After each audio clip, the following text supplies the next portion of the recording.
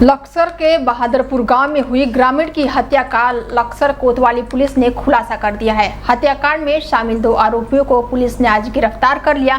गिरफ्तार किए गए आरोपियों का नाम अमरीश और गुरमीत बताया जा रहा है। दोनों ही आरोपी सगे भाई हैं और बहादुरपुर गांव के निवासी हैं। आरोपियों के कब्जे से पुलिस ने लूटे हुए 2 मोबाइल फोन भी बरामद किए हैं। आरोपी के ऊपर पूर्व में 4 आपराधिक मुकदमे भी दर्ज हैं। हरिद्वार के एसएसपी प्रमोद सिंह डोबल ने बताया कि बीते 2 जुलाई को रात गांव में एक निर्माणाधीन मकान को लेकर हुए विवाद में ग्रामीण अशोक सैनी की लाठी डंडों व धारदार हथियारों से पीटकर हत्या कर दी गई।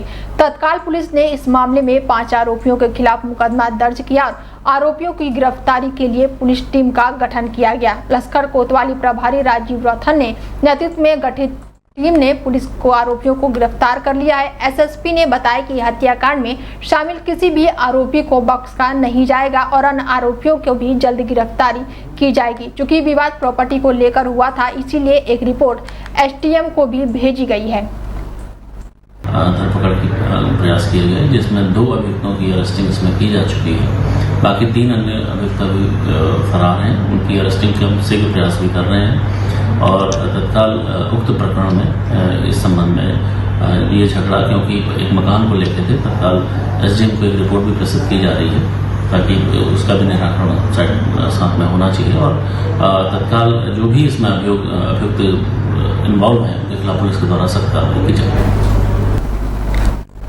मसूरी में उत्तराखंड बाल संरक्षण आयोग के अध्यक्ष डॉक्टर गीता खन्ना द्वारा मसूरी के सेंट जर्नल कॉलेज मसूरी और मसूरी के राजकीय उच्च प्राथमिक विद्यालय बालक और बालिकाओं का औचक निरीक्षण किया गया। इस मौके पर राजकीय प्राथमिक शिक्षा विद्यालय में कक्षा 1 के बच्चों को तिरपाल के नीचे कक्षा संचालित किए जाने पर नाराजगी व्यक्त की। वहीं विद्यालय में गंदगी और अव्यवस्थाओं को लेकर भी नाराजगी व्यक्त की गई। उन्होंने बताया कि शिक्षकों द्वारा विद्यालयों को व्यवस्थित रूप से संचालित नहीं किया जा रहा है। विद्यालय में जहां पर बच्चों के लिए खाना बनता है वहां पर भी साफ सफाई नहीं है। ऐसे में उनके द्वारा स्कूल के प्राचार्य को कारण बताओ नोटिस के बाद बाल संरक्षण आयोग में तलब किया गया है। उन्होंने राजकीय उच्च प्राथमिक शिक्षा विद्यालय बालिका का प्राचार्य को स्कूल का एक कमरा खाली किया गया, जिसमें तिरपाल के नीचे संचालित पहली कक्षा को शिफ्ट करने का निर्देश दिया गया। उन्होंने बताया कि शिक्षकों को जहां बच्चों को बेहतर शिक्षा देने की जिम्मेदारी है, वहीं कॉलेज परिसर को साफ सफाई के साथ स्कूल को व्यवस्थित रूप से संचालित करने की भी जिम्मेदारी है।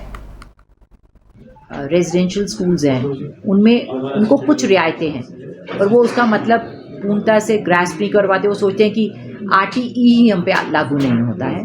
तो उस सब के लिए plus parent teacher association, POCSO committee, बच्चों के जो शिकायतों के निवारण की कमेटी, जो सजेशन बॉक्स होते हैं, बच्चों की शिकायत पेटी मुझे नदारद मिलती है हर जगह से, उसको खोलने का सिस्टम नहीं है। सो कहीं पर भी एम्बुलेंस या निकट अस्पताल का नंबर नहीं था। तो इन सब बातों को लेके हमने दिशा निर्देश भी दिए हैं। उन्हें 15 दिन का समय दिया है और 15 दिन बाद हम सभी विद्यालयों के साथ यहाँ पर एक बैठक का आयोजन। मैंने कहा ना, चेतना, मन मानस की जो चेतना है वो हम बाल्यकाल में ही उसकी अवधारणा रखते हैं। और यदि शिक्षण संस्थान में राष्ट्रीय चेतना पे चर्चा नहीं हो रहा है, राष्ट्रीय गान प्रतिदिन नहीं गाया जा रहा है, राष्ट्रीय गीत के बारे में अनभिज्ञता है, तो कैसे हम राष्ट्रीय चेतन उस मानस में। मसूरी के जॉर्ज एवरेस्ट में महान surveyor general sir George Everest का 234वां जन्मदिन धूमधाम से मनाया गया। कार्यक्रम के मुख्य अतिथि राजस एरो एक्सपोर्ट और एडवेंचर प्राइवेट लिमिटेड के उपाध्यक्ष कर्नल मुकेश यादव ने उनकी प्रतिमा पर माल्य अर्पण कर सर जॉर्ज को याद किया। इस मौके पर जौनपुर से आए लोक कलाकारों ने नृत्य और गीत प्रस्तुत किया, जिसका सभी ने मन मोह लिया। कर्नल मुकेश यादव ने बताया कि राजस arrow export company sir George Everest house पर्यटक स्थल को विकसित कर रही है। उन्होंने बताया कि सर जॉर्ज एवरेस्ट का भारत की मैपिंग में बहुत बड़ा योगदान रहा है। विश्व में उनका नाम हुआ है, विशेष रूप से हिमालय क्षेत्र का सर्व कठिन था। उन्होंने कहा कि इस मौके पर राधानाथ सिकंदर को भी याद किया जाना चाहिए, जिन्होंने मैथमेटिशियन थे, जिन्होंने सारी कैलकुलेशन उन्होंने ही की। यही home ground mapping Kishan Singh Rawat. इसके साथ ही उन्होंने बताया कि लगातार रिसर्च की जा रही है। उन्होंने कहा कि यहाँ पर सर जॉर्ज एवरेस्ट का म्यूजियम बनाया गया है, हेलीकॉप्टर सर्विस शुरू की गई है व इसके साथ ही यहाँ आने के लिए रेपो व एडवेंचर पार्क बनाने के लिए भी प्रस्ताव दिया गया है। इसे मसूरी का सबसे सुंदर पर्यटक स्थल बनाया जाएगा। वहीं सर जॉर्ज एवरेस्ट के जन्म दिवस का पर्यटन विभाग के अधिकारी भूल गए हैं, जबकि पूर्व में पर्यटक विभाग द्वारा जॉर्ज एवरेस्ट हाउस में सर जॉर्ज एवरेस्ट का जन्मदिन पर कार्यक्रम आयोजित किया जाता था, परंतु इस बार पर्यटन विभाग का कोई भी अधिकारी जॉर्ज एवरेस्ट नहीं पहुंचा। इतनी अच्छी ढंग से गवर्नमेंट ने इन्फॉर्मेशन दी हुई है कि ये पॉइंट मसूरी के लिए एक बहुत ही इम्पोर्टेंट पॉइंट होगा, टूरिस्ट और अदरवाइज ऑल्सो। जैसे आपने देखा अभी हेलीकॉप्टर सर्विस हम कर रहे हैं, इसको और बेहतर और अच्छा बनाएंगे। उसके अलावा इस लोकेशन में पहुंचने के लिए कुछ सुविधाएं और करेंगे, अभी थोड़ा डिफ़िकल्ट है, और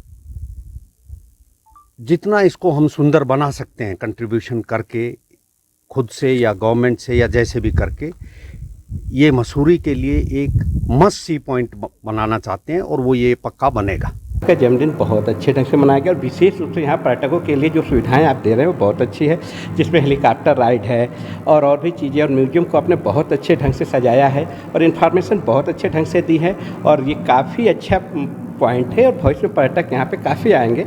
आपके प्रयास की हम सराहना करते हैं और उत्तराखंड सरकार को बधाई दें।